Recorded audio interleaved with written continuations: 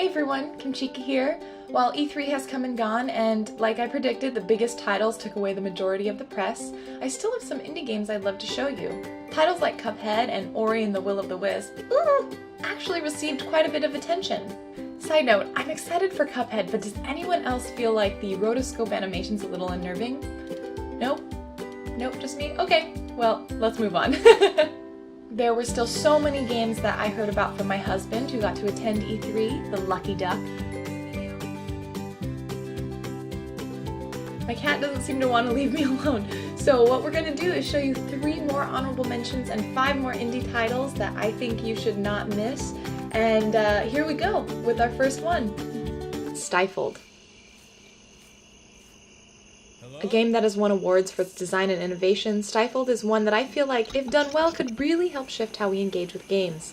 The game uses your mic and in-game character sounds to illuminate the areas around you. And unfortunately, enemies can hear that as well, so you have to walk that fine line of creating just enough noise to survive and remain hidden. There's VR support, which I think will make this game agonizing to play in the best way.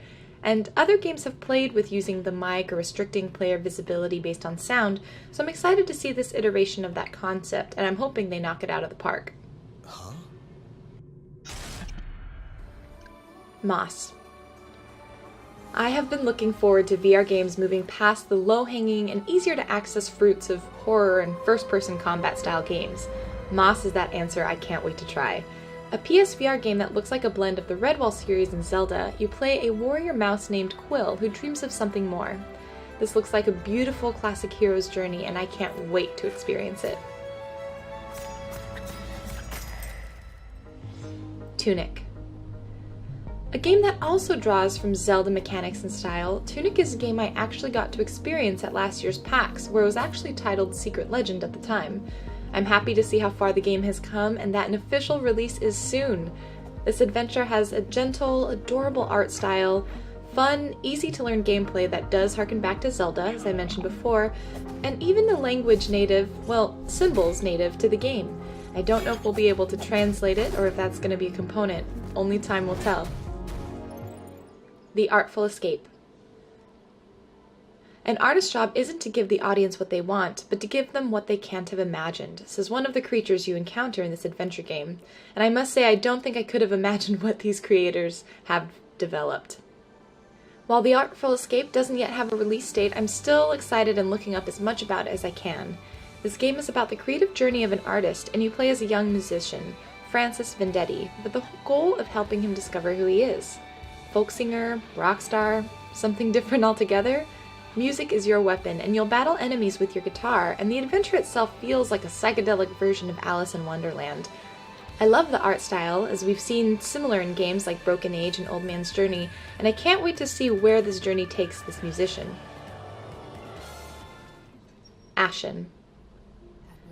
Inspired by novel The Road by Cormac McCarthy, and very reminiscent of Miyazaki's Nausicaa, the ecosystem of the world seems to have turned against its inhabitants. In action RPG Ashen, you're a traveler exploring a dangerous world covered in ash and filled with enemies. Fortunately, you don't have to travel alone for long. Drawing inspiration from that game company's journey, the element that really sets this game apart for me is the ability to meet with strangers and work together to explore dungeons, solve puzzles, and defeat enemies. I love the ability to play with others without having to arrange anything or open up a chat even. And they draw from the minimal communication style of Journey, where you can use signals and small gestures to communicate with others. Like Dark Souls, another inspiration, the fights seem to be designed to be challenging, so for those of you who enjoy that difficulty level ramped up, this may be the title you want to keep on your radar. Tacoma. Fullbright Company is a Portland-based studio, so there's a little bit of hometown pride in this next recommendation. The creators of Gone Home have now moved from Earth into space, asking you the question, what is life like if you lived 200,000 miles from Earth? This is a first-person explorative game, and I can't wait to unravel the mysteries of the space station Tacoma. Ooblets.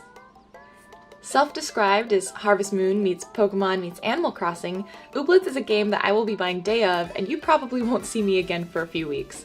There's no doubt that this game is cute, and if you can look past that, you'll also see an indie title that allows you to collect, grow, and battle little monsters, presumably the Ooblets, farm and explore in what seems to be a world full of interesting characters and place. Ori and the Will of the Wisps. Ori and the Blind Forest was such a fun game, and those first 5 minutes were tearjerkers, so when I saw there was a sequel in the works, I couldn't believe it. The art style of the first game was outstanding, and you can see that the developers took a less animated approach and went with some more realism. The tone seems much darker this time around, and I'm getting my tissues ready for what I know will be both a strong platformer and a beautiful story. Ugh, I'm tearing up even thinking about it. So those were some more of the top indie choices that I found at E3, but those were personal preference, and I didn't even cover all of the games that I was getting into. There's The Last Night and the Darwin Project, so be sure to keep an eye on the channel, as I think I'll be doing a lot more to feature indie games that I'm interested in that I think you should know about too, even beyond E3. Be sure to subscribe if you enjoyed the video, feel free to check out the rest of my channel, and I will see you guys next time. Bye!